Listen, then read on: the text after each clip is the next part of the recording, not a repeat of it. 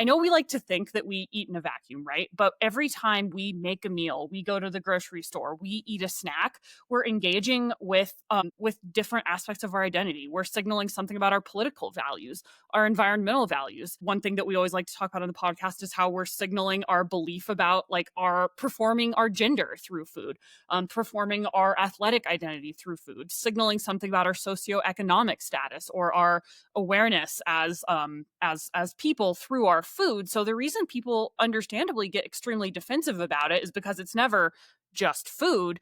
When I'm attacking your diet, you might feel that I'm attacking like your political philosophy. It could be your religion, it could be your socioeconomic status, your class identification. So many of these like feelings get wrapped up in our food that's why we always want to bring that aspect of like, let's look at what the research says about like how our understanding of gender impacts how we eat here, or our understanding of class impacts how we eat here, and how that plays out, and also how that triangulates with like, well, what does the science say? Because I know, again, like we like to think that we're making decisions from a place of science, but that's really not how humans work. We're making extremely emotional decisions all the time about this stuff.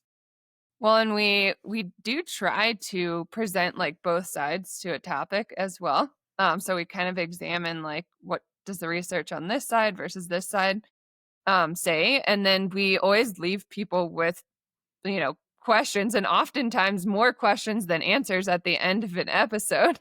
So it's not necessarily that we're saying you have to do this thing, or like we're putting our own beliefs as like the driving force for an episode, but we're trying to give people the information and then allow for them to make their own decisions. Somebody's saying, well, what's the harm, right? If somebody wants to believe certain things that aren't necessarily true about their diet and make those choices, what's the harm? What does it matter?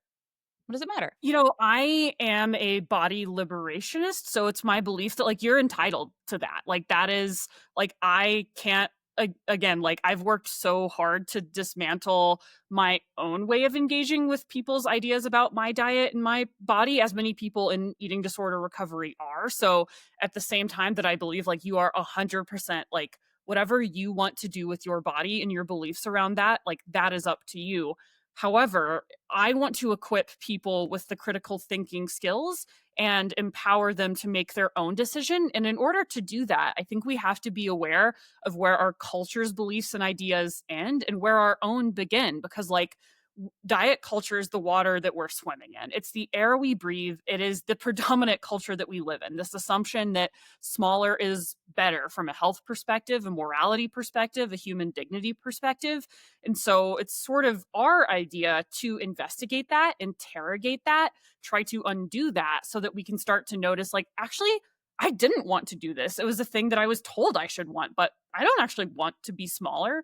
Like that doesn't come from within me. So again, like if I believe that if I give people the information and equip them with the decision making and critical thinking skills, I fully anticipate some people will come down on different sides of issues than me. And that's awesome. Like we want to hold space for that. But where I get frustrated is when people just blindly accept these narratives about like smaller must mean healthier. Like restriction must be better. Eliminating things must be better than including things. And again, if people like end up in a different place than I do, that's awesome. And so far that they try to take their own informed path to get there.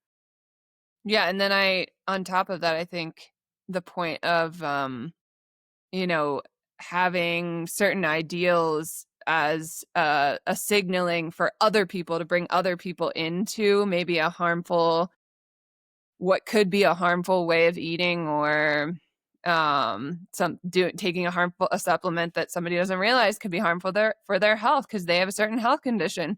Like that piece is where I start to have a problem with it, because as a practitioner, I see too many people just getting drawn in, and they were drawn in by a friend or a teammate or whatever, and they don't even know what the possible downsides are, and it could be an actual dangerous situation for certain people to engage in certain diet practices. So if somebody wants to engage in that as their choice, and like great, but like trying to promote it to others as like the ultimate only way, that's where I start to have challenges with that. And we like so intentionally are not prescriptive on the podcast. Like we get a lot of pushback and questions. People like, just tell us how to eat. And it's like, that's not what we want to do. Like that's not our goal here. Our goal is to equip and empower you to do that better for yourself, because like we're different people. And I think so much of the challenge of diet culture is that we're just handed this broad set of prescriptions that have baked into it